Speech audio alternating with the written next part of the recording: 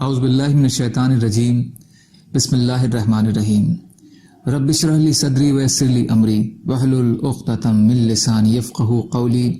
حیات الصحابہ رضی اللہ عنہم، حصہ اول، دعوت کا باب۔ حضرت مصعب بن عمیر رضی اللہ عنہ کا سختیاں برداشت کرنا۔ حضرت محمد عبدری اپنے باپ سے نقل کرتے ہیں کہ حضرت مصعب بن عمیر رضی اللہ عنہ مکہ کے سب سے زیادہ خوبصورت نوجوان اور بھرپور جوانی والے انسان تھے، اور مکہ کے جوانوں میں ان کے سر کے بال سب سے زیادہ عمدہ تھے۔ ان کے ماں باپ ان سے بہت محبت کرتے تھے۔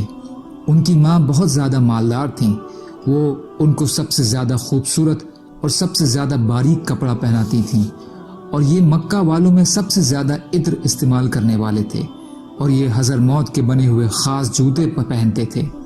حضور صلی اللہ علیہ وسلم ان کا تذکرہ کرتے ہوئے فرماتے کہ مکہ میں مصعب بن عمیر سے زیادہ اچھے بال والا اور ان سے باریک جوڑے والا اور ان سے زیادہ ناز و نعمت میں پلا کوئی نہیں دیکھا۔ ان کو یہ خبر پہنچی کہ اللہ کے رسول صلی اللہ علیہ وسلم دار ارقم میں اسلام کی دعوت دے رہے ہیں۔ یہ حضور صلی اللہ علیہ وسلم کی خدمت میں حاضر ہو کر مسلمان ہو گئے، اور انہوں نے حضور صلی اللہ علیہ وسلم کی تصدیق کی۔ وہاں سے باہر آئے تو اپنی ماں اور قوم کے ڈر سے اپنے اسلام کو چھپائے رکھا، اور چھپ چھپ کر حضور صلی اللہ علیہ وسلم کی خدمت میں آتے جاتے رہتے۔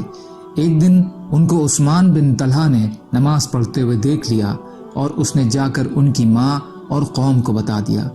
ان لوگوں نے ان کو پکڑ کر قید کر لیا، اور یہ برابر قید میں رہے، یہاں تک کہ پہلی ہجرت کے موقع پر حبشہ چلے گئے۔ پھر جب وہاں سے مسلمان واپس آئے تو یہ بھی واپس آ گئے۔ واپسی میں ان کا حال بالکل بدلا ہوا تھا، بڑی خستہ حالت تھی، ناز اور نعمت کا اثر ختم ہو چکا تھا۔ یہ دیکھ کر ان کی ماں نے ان کو برا بھلا کہنا اور ملامت کرنا چھوڑ دیا۔ یہ حدیث ابن سعد حصہ 3 پیج نمبر 82 پر ہے۔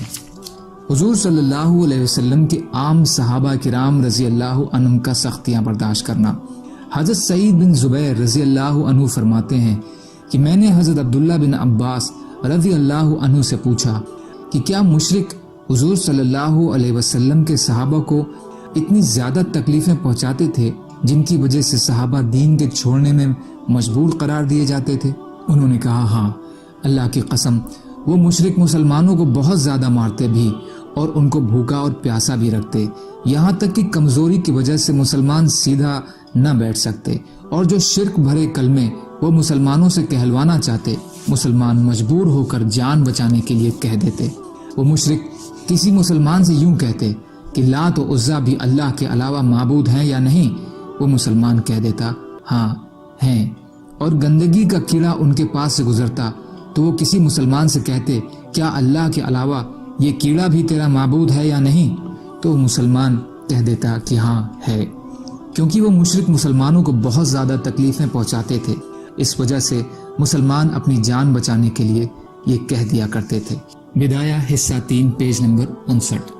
حضرت ابی بن کعب رضی اللہ تعالیٰ عنہ فرماتے ہیں کہ جب حضور صلی اللہ علیہ وسلم اور آپ کے صحابہ مدینہ آئے اور انصار نے ان کو اپنے یہاں رہنے کی جگہ دی، سارے عرب والوں نے ان پر ایک کمان سے تیر چلائے، یعنی سارے عرب کے لوگ ان کے دشمن ہو گئے، تو مسلمانوں کو رات بھی ہتھیار لگا کر گزارنا پڑتی اور دن کو بھی ہر وقت ہتھیار لگانے پڑتے۔ مسلمان آپس میں ایک دوسرے سے کہتے کہ کیا ہماری زندگی میں ایسا وقت بھی آئے گا کہ ہم امن اور اطمینان سے رات گزار دیں اور ہمیں اللہ کے علاوہ کسی کا ڈر نہ ہو؟ تو اس پر یہ آیت اتری، وعد اللہ الذین آمنوا منکم وعملوا الصالحات لیستخلفنہم فی الارض۔ وعدہ کر لیا اللہ نے ان لوگوں سے جو تم نے ایمان لائے ہیں اور کیے ہیں انہوں نے نیک کام، البتہ پیچھے حاکم کرے گا ان کو ملک میں۔ کنز الاموال حصہ 1 پیج نمبر 259 کی حدیث۔ اور طبرانی میں یہ روایت اس طرح ہے کہ حضرت ابی بن کعب رضی اللہ عنہ فرماتے ہیں کہ جب حضور صلی اللہ علیہ وسلم اور آپ کے صحابہ مدینہ آئے اور انصار نے ان کو اپنے یہاں رہنے کی جگہ دی، تو تمام عرب کے لوگوں نے ان پر ایک ہی کمان سے تیر چلائے، یعنی سارے عرب والے ان کے دشمن ہو گئے۔ اس پر یہ آیت اتری، لَيَسْتَخْلِفَنَّهُمْ فِي الْأَرْضِ۔ حضرت ابو موسیٰ رضی اللہ تعالیٰ عنہ فرماتے ہیں کہ ہم لوگ ایک غزوہ میں حضور صلی اللہ علیہ وسلم کے ساتھ گئے. سواریاں اتنی کم تھیں کہ ہم 6 آدمی کو صرف ایک اونٹ ملا ہوا تھا جس پر ہم باری باری سوار ہوتے تھے. پتھریلی زمین پر ننگے پاؤں چلنے کی وجہ سے ہمارے پیروں میں چھالے پڑ گئے اور ہمارے پاؤں گھس گئے اور میرے دونوں پیروں میں بھی چھالے پڑ گئے اور میرے ناخون جھڑ گئے. تو ہم اپنے پیروں پر پٹیاں باندھتے تھے. اسی لیے اس غزوہ کا نام ذات الرقاع رکھا گیا کیونکہ ہم نے اپنے پیروں پر پٹیاں باندھی ہوئی تھیں. کنز الامال حصہ 5 پیج نمبر 310. ابو نعیم نے اس حدیث کو روایت کیا ہے کہ اس میں یہ بھی ہے کہ ابو درداء راوی کہتے ہیں کہ اس حدیث کو بیان کرنے کے بعد ابو موسیٰ رضی اللہ عنہ نے فرمایا میں اس حدیث کو بیان نہیں کرنا چاہتا تھا. یعنی انہوں نے اپنے اس عمل کو ظاہر کرنا پسند نہ فرمایا اور یہ فرمایا کہ اللہ ہی اس کا بدلہ دیں گے کیونکہ افضل یہی ہے کہ انسان اپنے نیک عمل کو لوگوں سے چھپا کر رکھے. البتہ اگر کوئی دینی مصلحت ہو تو پھر لوگوں کو بتائے.